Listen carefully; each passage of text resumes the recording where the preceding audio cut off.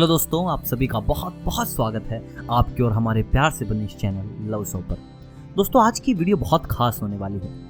आज तक की वीडियो में मैंने आपको बताया है कि लड़की को कैसे अपने प्यार का इजहार करें, बहन को क्या गिफ्ट करें, घर वालों से कैसे बना कर रखें। लेकिन आज की इस वीडियो में हम बात करेंगे एक बहुत ही सीरियस मुद्दे पर। दोस्तों, प्यार में मिसअंडरस्टैंडिंग होना बहुत ही आम बात है। आप अकेले नहीं, जिनकी अपनी पार्टनर से आए दिन तकरार होती रहती है, मगर इससे ये नहीं बनता कि आप अब प्यार करना ही कम कर दें। दोस्तों, आज जिस प्रॉब्लम पर हम बात करने वाले हैं वो बहुत ही कॉमन है। आजकल आप ज़्यादातर देखेंगे तो दोनों ही पार्टनर कमाने वाले होते हैं और इसका सबसे बड़ा प्रभाव क्या पड़ता है कि दोनों के बीच पैसों को लेकर एक आपसी तनाव हो जाता है। बुरे प्रभाव पड़ते हैं कि मैं अपना खुद से मैनेज कर रही हूँ, ये खुद से मैनेज कर रहा है। कई बार इंसान ये सोचता है कि यार सब कुछ मैं ही इन्वेस्ट कर रहा हूँ, इसका तो सारा सेविंग है। न जाने ऐसी कितनी ही बातें जो आपके रिश्ते को खराब कर सकती हैं। तो दोस्तों, इसी तनाव में अगर आप हैं, अगर आपको लगता है कि आपके द्वारा कमाया हुआ पैसा आपको खुशियाँ नहीं दे पा रहा, तो आपका इस वीडियो में बहुत स्वागत है। ये वीडियो आपके लिए ही बनी है और इसे अंत तक देखें। आज मैं आपको बताने वाला हूँ कुछ ऐसे तरीके जिससे कि आप इन सब तनाव से दूर हो जाएंगे। अगर आपका पार्टनर भी आप जितनी ही सैलरी ले रहा है, उतने ही पैसे कमा रहा है जितना कि आप, तो इस बात से दुखी होने के बजाय थोड़ा खुश रहें, क्योंकि आज का ये लव शव ज्ञान आपको देगा कि आप पैसे कमाने के साथ साथ अपने रिश्तों में भी कैसे निखार ला सकते हैं। दोस्तों, ज़्यादातर देखा गया है कि पति पत्नी के बीच पैसे को लेकर अनबन होती रहती है।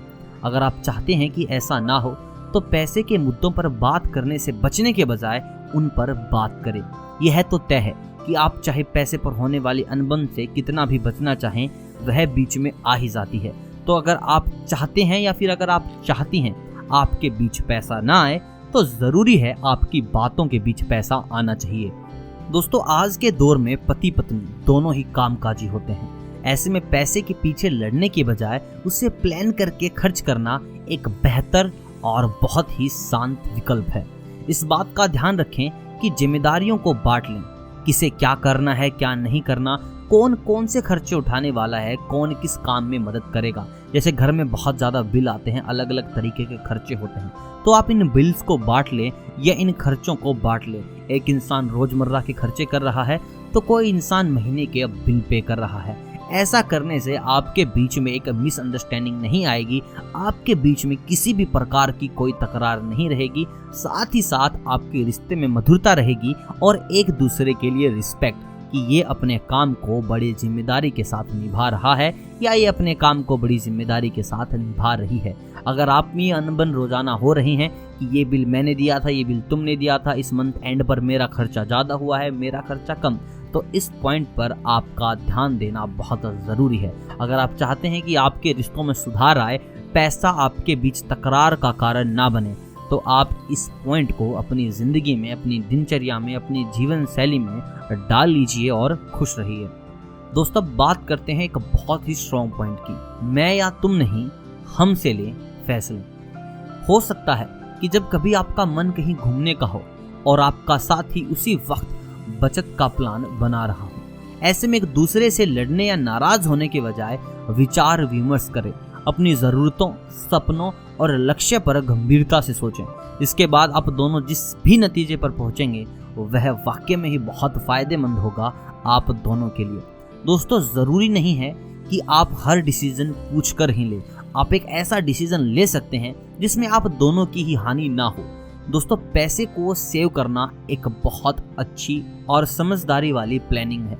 अगर आपका पार्टनर कह रहा है कि इस महीने बचत करते हैं, अगले महीने घूमने जा सकते हैं, या फिर कोई और ऐसा कारण जिससे कि आपका पैसा बच रहा है ना कि खर्च हो रहा है, तो उस बात को आप मान लीजिए, क्योंकि अगर आपके पास पैसा है तो आप कभी भी कहीं भी घूमने जा सकते हैं। अगर आप नाराज़गी में कुछ ऐसे स्टेप लेते हैं जो आपके पैसों के साथ साथ आपके रिश्ते को भी क्षति पहुंचाएंगे, तो इसमें सिर्फ और सिर्फ आपका ही नुकसान है। तो जब भी कुछ ऐसा प्लान करें, सबसे पहले अपनी बात को बड़ी शांति प्रिय दूसरे वाले को समझाएं और अपनी बात खत्म होने के बाद दूसरे को भी बोलने का पूरा मौका दें। ऐसा करने से आपके आपसी रिश्ते कभी खराब नहीं होंगे। दोस्तों बात करते हैं एक और मंत्रा की, जिसका नाम है खर्चों को करें तय। दोस्तों ऐसा ना करें कि आप अपने भविष्य के लिए अकेले ही प्लान करते रह गए। इसमें अपने साथी को भी जोड़ें। जो भी व्यय करना चाहते हैं उन्हें एक दूसरे के साथ बांटें। ऑनलाइन शॉपिंग एक अच्छा विकल्प है, लेकिन आजकल लोग इसके चलते वो सब भी खरीद रहे हैं जिनकी उन्हें जरूरत ही नहीं होती। इसलिए ऑनलाइन का गलत चस्का भी ठीक नहीं है। इससे एक तो आपका नुकसान होगा, साथ ही साथ आप बेमतलब की चीजों को खरीद कर बेवकूफ भी कहलाएंगे। तो इसके लिए आपको क्या करना है, आपको लिमिट सेट करनी है कि अगर आप कुछ भी खर्चा कर रहे हैं तो आप अपनी लिमिट के महीने के 5,000, 2,000, 3,000, 10,000, 15,000 की लिमिट तय कर सकते हैं और उसके नीचे ही आपको खर्चा करना है। ऐसा नहीं कि आप दोनों की लिमिट 15,000 हो, एक बंदे ने 10,000 की शॉपिंग कर ली और दूसरे ने 5,000 की।